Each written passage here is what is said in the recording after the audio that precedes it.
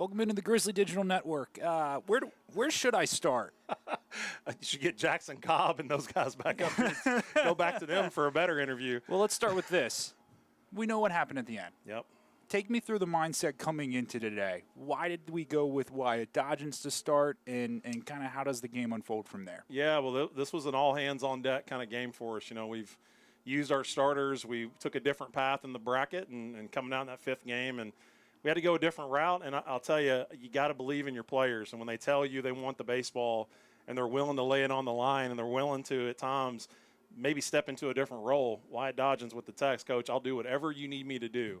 I said, great, because you're starting. But, again, it wasn't about, trying to throw a CG. It was about giving us some zeros. He did a great job getting out of that with just one run, and just his ability to really compete and give us a shot, breathe some air into us, and let us compete in the middle of that ball game. It was a heck of a game. He did a great job kicking us off. Yeah, you bring in Jeremiah. He gets some big outs. Yeah. And then later in the game, you have to turn back to Tyler Martin. Yeah. We know that he's on a bit of maybe short rest after throwing 46 pitches on Tuesday, but he told us he was ready.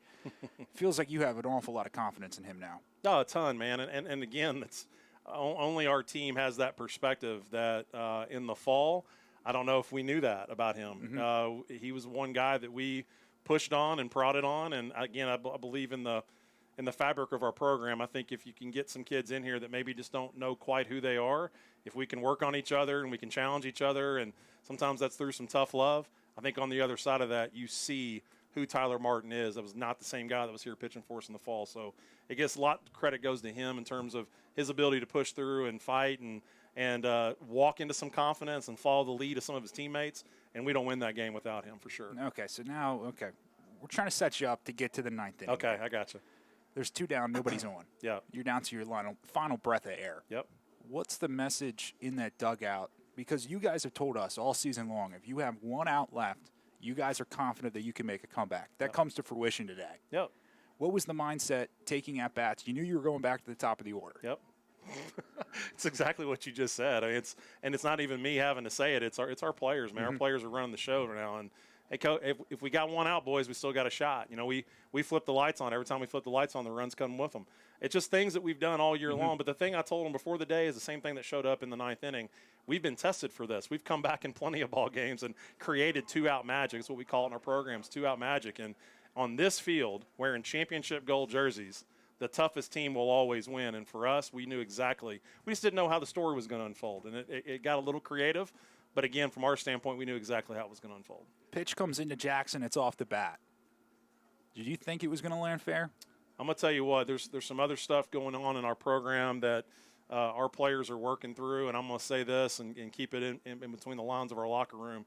There was a sweet breath that kept that ball fair and made it hit that line. And all of our players know exactly who that was. And I think for us, that ball hits chalk because it was already written. And for us, man, it created such a belief moment. Paul had no choice but to hit the base hit. I don't think there was any other doubt that guy was going to smoke a baseball and give us a chance to win that ball game. And phenomenal job by Jackson and Paul showing up. Fourth straight appearance, now back to Lewiston, Idaho. Could have been more. COVID season mixed in there. Yep. How special is it to now know you guys are locked into that field, and how special is it to get back to Lewiston? Well, I mean, from the minute we got here, we hang a picture of Harris Field in our locker room. It's the last picture our guys see before they exit the locker room every day, and the whole goal, as we talk about very bluntly, very transparently, is our goal is to play our last games, win, lose, or draw, at Harris Field. And that is baked into who these guys are and what they're about. Once again, we put on championship gold. There's only one thing that you do. You win when you put that on. So every guy woke up this morning knowing the uniform choice, knowing what was at stake, knowing we were going to win. We just had no clue how it was going to unfold. So I think that speaks a lot to these guys and their belief in each other. And I know we've talked about the chemistry all year. It's different, man. It's special with these guys, and certainly the credit goes to these boys. One last question for you, Coach. Yeah. We're super happy for you. Obviously, I mean, a couple things this year that you picked up. You picked up some milestone on the win numbers, picked up your first Grizzly of the Day nomination. Sure did. Haven't forgotten it. Every day. So last question here, Coach. For this morning, how was that ride in? It was glorious, and I'll tell you exactly why. As I mentioned a minute ago, it was already written.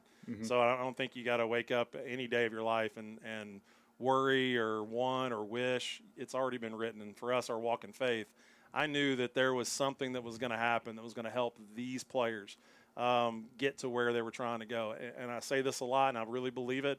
We have a vote on who wins the game. The other team has a vote, and the game has a vote. And the game knows. The game knows who to reward at the end of the day, and it's going to reward great kids. And one thing about our group, I will go to battle. I will fight tooth and nail for every single kid in that locker room because of the type of person they are, far before we talk about who they are as players. They're still the best baseball team in the country, period. But it's the best people I've ever been around, and I love the fact that they get rewarded with a trip to Lewis in the Valley. Well, Coach, I'm happy you're taking the detour to Idaho before you go to Cape Cod. Yes, yeah. We're happy to have you here. We'll be back in Lewiston, Idaho on the Grizzly Digital Network.